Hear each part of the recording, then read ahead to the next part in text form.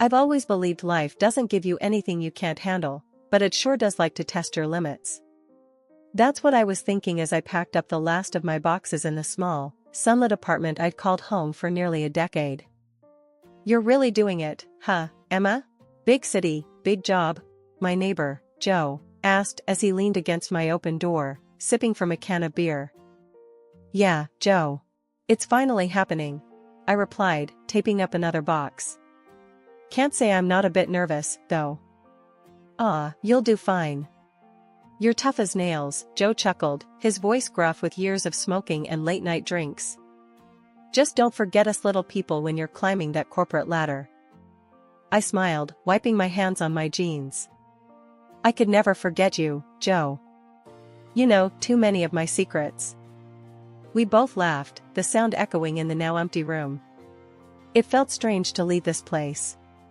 It wasn't just the apartment, but everything it represented, my struggles, my wins, and the endless nights of studying while working 2 jobs to keep the lights on. After Joe left, I made one last call to the one person who mattered most. Hey, Mom, it's me. Just wanted to check in before I hit the road. Emma, darling, are you all packed? Did you eat something? My mother's voice was always filled with concern. Yeah, Mom, all packed. And I grabbed a sandwich, don't worry. Oh, good. I wish I could be there to help. Are you sure this is what you want, Emma? It's such a big change. I knew this move scared her. Since it had always been just the 2 of us, any change felt monumental. It's a great opportunity, Mom. I can't pass it up.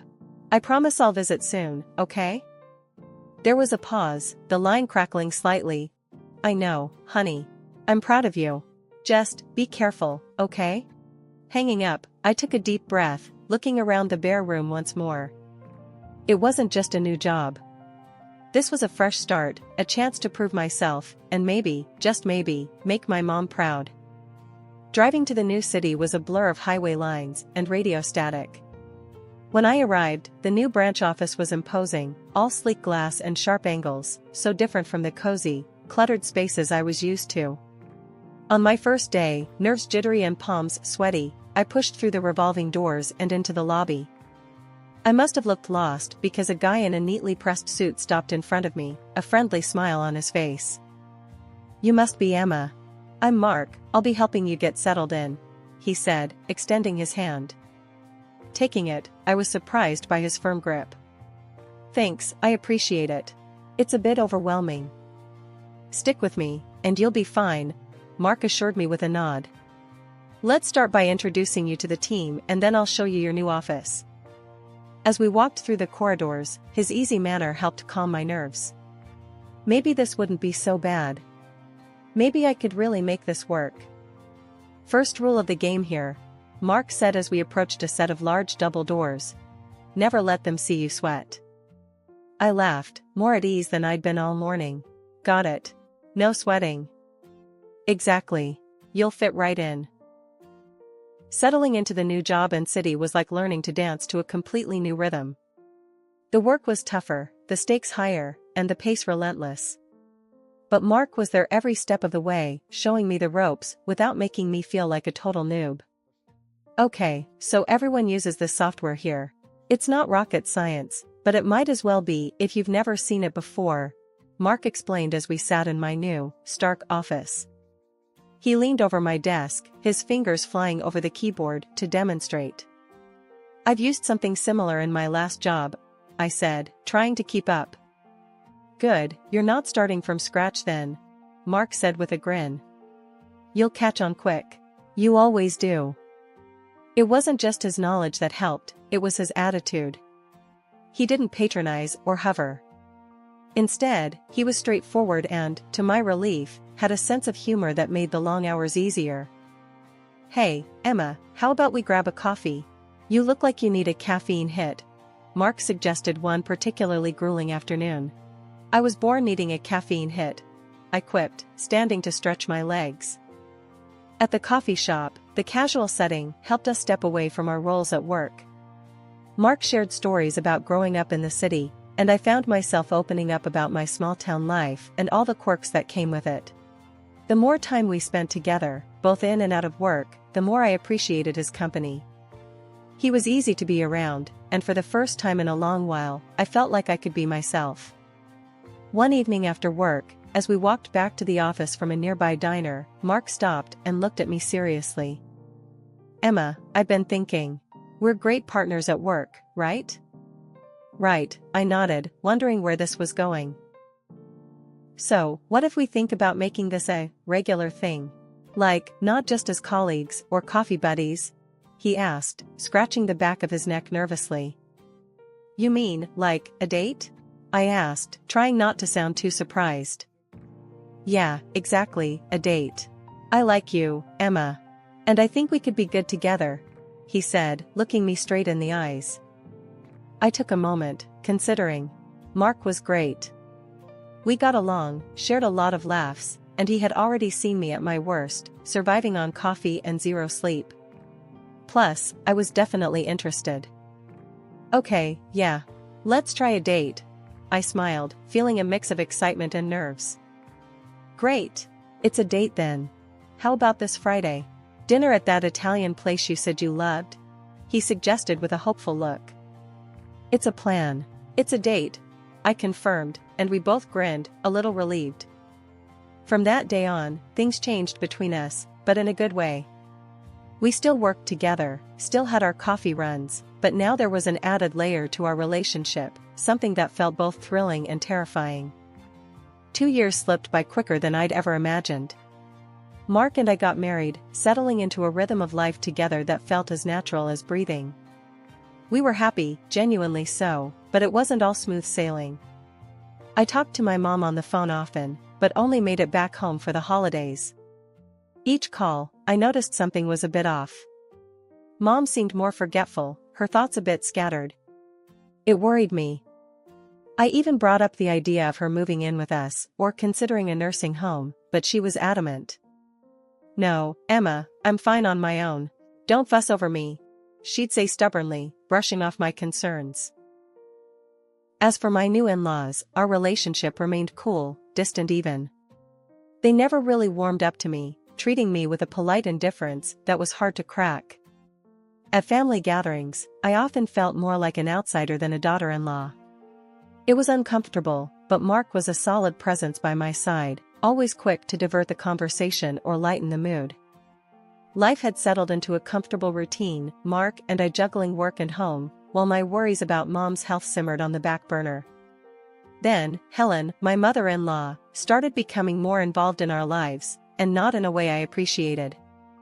It started innocently enough, a phone call here and there, asking if we could pick up some groceries for her since we were already out shopping. "Hey Emma, could you grab me some of that bread I like? Oh, and maybe some of that fancy cheese you got last time?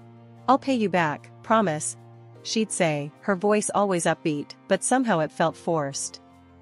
"Sure, Helen. No problem," I'd reply, trying to keep the peace and make an effort. But the grocery lists grew longer, and the promises to pay back soon just stopped coming. One day, after I came home tired from a long day at work, I found Mark in the kitchen, sorting through a pile of receipts.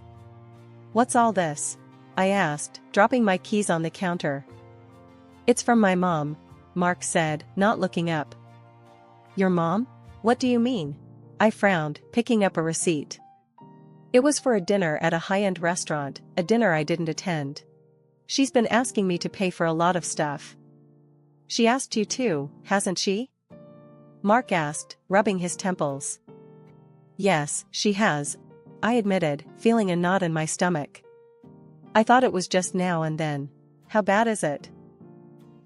Mark spread the receipts on the counter, showing dinners, groceries, and even some clothes. "It's adding up, Emma. This isn't just a few favors. It's becoming a regular thing." The next day, I decided to confront Helen about it. I called her, trying to keep my voice calm. "Helen, we need to talk about the money," I began.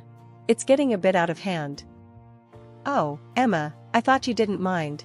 Your family, after all." Helen's voice was light, but there was a sharpness to it that I hadn't noticed before. "I don't mind helping, Helen, but this is more than helping. It's like we're your personal ATM, I said, the words harsher than I intended. There was a pause, and then Helen laughed, a short, humorless sound. Well, I didn't realize you were keeping tabs. I'll make sure not to bother you anymore.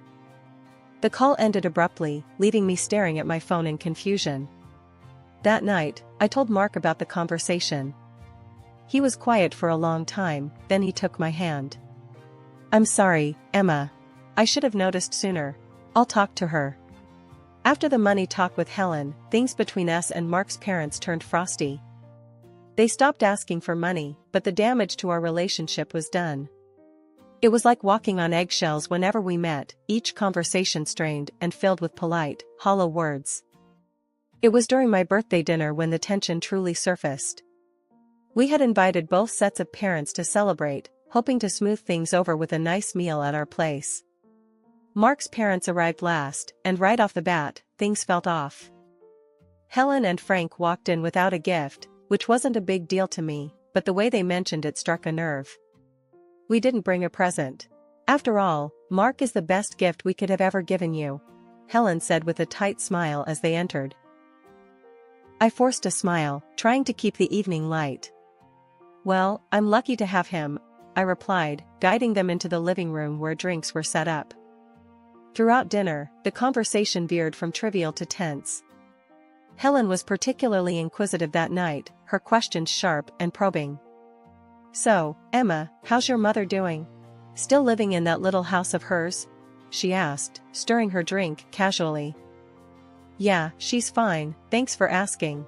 She loves that place, wouldn't dream of leaving it, I answered, trying not to let on how much her interest bothered me. And her health? Must be tough, getting older without someone to look after her. Helen pressed on, her eyes narrowing slightly. She manages well enough. We talk every day, I said firmly, hoping she'd drop the subject. Frank chimed in then, his tone unusually harsh. Seems risky at her age, being all alone. You sure that's wise? I glanced at Mark, who looked as uncomfortable as I felt. We've discussed other options, but she's quite independent. Thanks for your concern, though, he interjected, trying to steer the conversation elsewhere. The rest of the evening passed with a palpable undercurrent of tension. After the meal, while we were having dessert, Helen continued her interrogation under the guise of casual conversation. Must be hard, balancing a career and worrying about an aging parent, she remarked, looking at me pointedly. It is, but it's nothing I can't handle, I said, my voice colder than I intended. We do what we have to do, right? Of course, dear, Helen replied, her voice dripping with insincerity. Just make sure you're not biting off more than you can chew. The moment they left, the relief was tangible. Mark let out a deep breath, running his hands through his hair. I'm sorry about that. I don't know why they were acting like that, he apologized, looking genuinely upset. It's okay, Mark. It's not your fault, I assured him, though inside, my mind raced with anxiety. Why was Helen so interested in my mom all of a sudden? What was she getting at? The phone rang early on a Saturday morning, slicing through the quiet like a siren in the night. Groggy and a bit annoyed, I fumbled for the phone on the nightstand, knocking over a glass of water in the process. Hello? I mumbled, still half asleep. Emma, honey, you have to come get me. They've taken everything. I don't know what to do. My mom's voice came through, frantic and shaky. I sat up straight, instantly awake.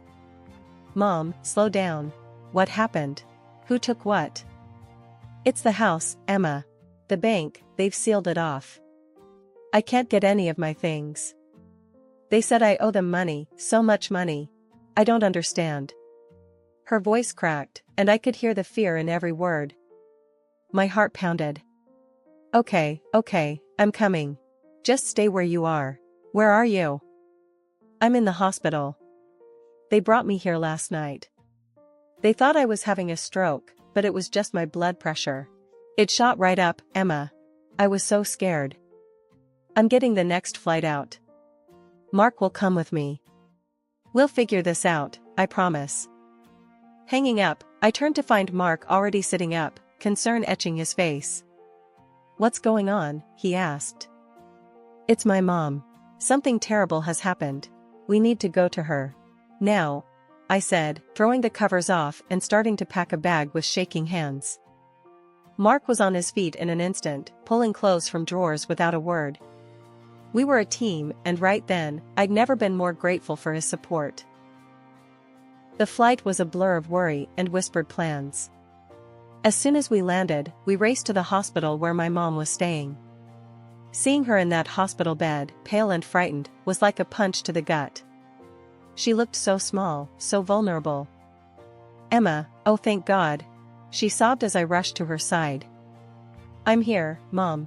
It's going to be okay," I soothed, holding her hand tightly. She clung to me, then looked over at Mark. "Thank you for coming, both of you. I'm so sorry to drag you into this." "It's no trouble, Sophie.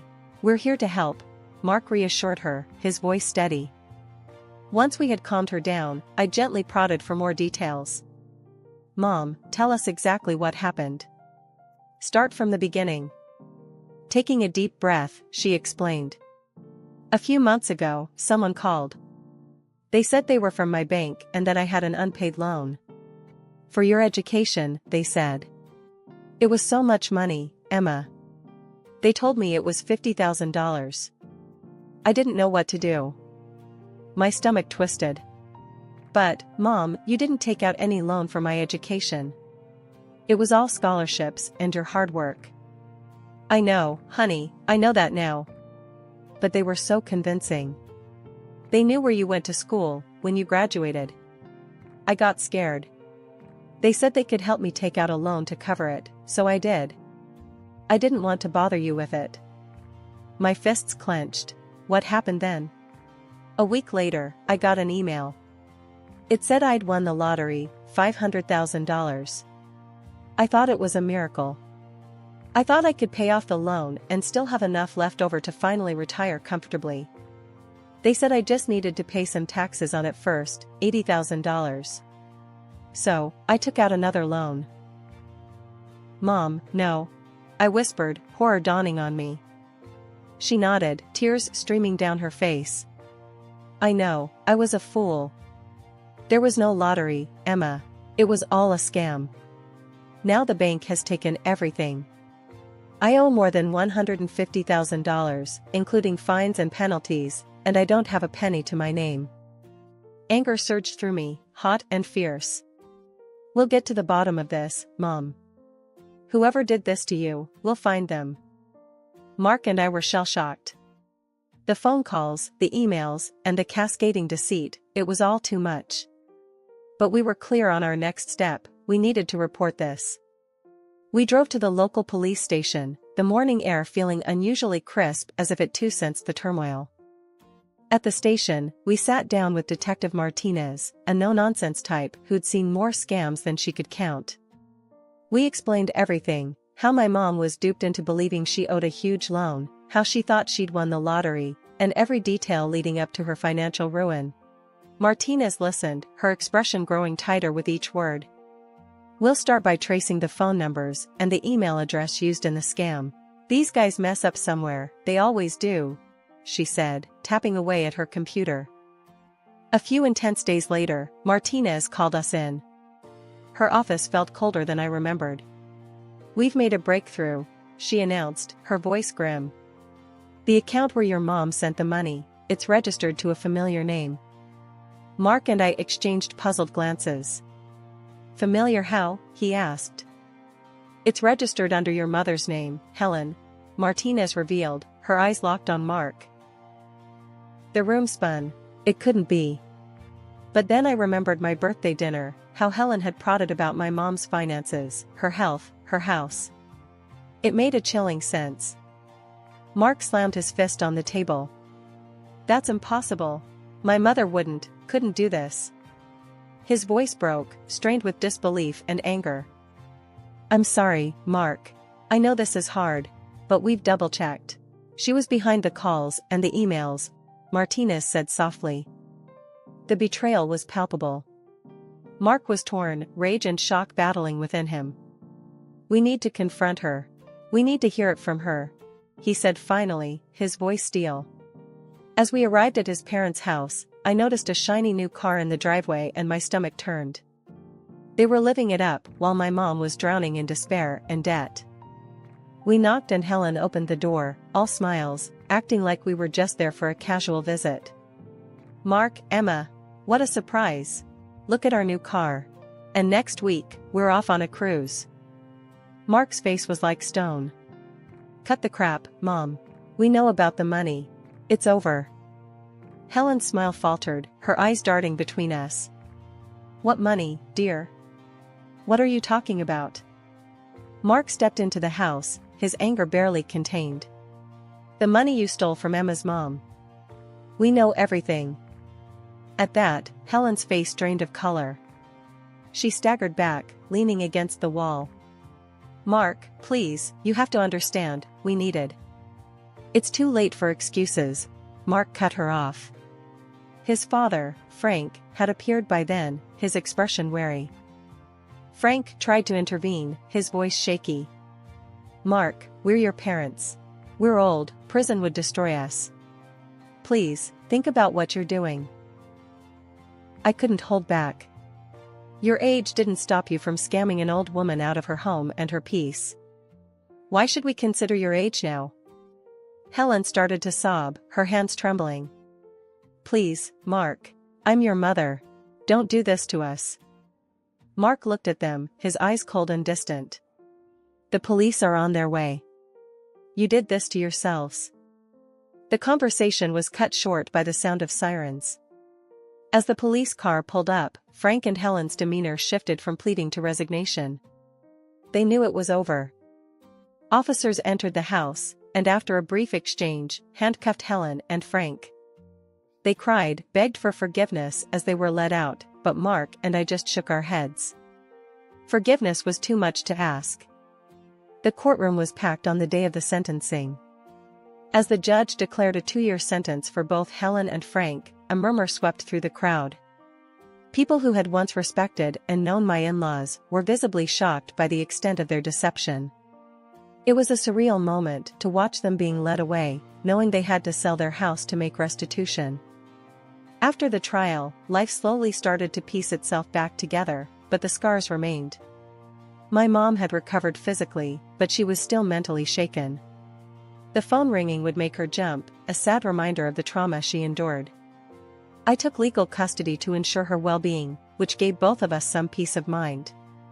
With the money Helen and Frank were forced to pay, I managed to find a beautiful nursing home for Mom. It wasn't just any facility, but a prestigious one right in our neighborhood. I made sure she had the best care and could maintain some independence within a supportive community. The first time we visited her new home, Mom was hesitant, but as she saw the gardens and the lively social rooms, her eyes lit up. "It's lovely, Emma," she said, looking around with a cautious smile. "It's the best, Mom. You deserve it. And look, it's just 5 minutes from our place. I'll be here all the time," I reassured her, squeezing her hand. She nodded, her smile growing more confident. "I like that. Maybe I can get used to answering the phone again here, with all these nice people around." I laughed, relieved to see her finding comfort. "You'll be running the place in no time, Mom." As the days turned into weeks, Mark and I found ourselves settling into a new routine. We were expecting our first child, a beacon of hope after a stormy period. The joy of impending parenthood brought us closer, and I often found myself marveling at how Mark stood by me through everything. His unwavering support was my rock. One quiet evening, as we sat in our living room, Mark wrapped an arm around me. "How's your mom today? Settling in still?" "She's good, getting better at making friends. And she started a little garden project," I replied, resting my head against his shoulder. "That's great. She's strong, like her daughter," he said, kissing the top of my head gently. Our lives had changed irrevocably. There was no more contact with Mark's parents, that bridge was burned for good. Yet, in its ashes, we found the strength to rebuild. We focused on the future, our family, and all the love that remained unshaken by the past.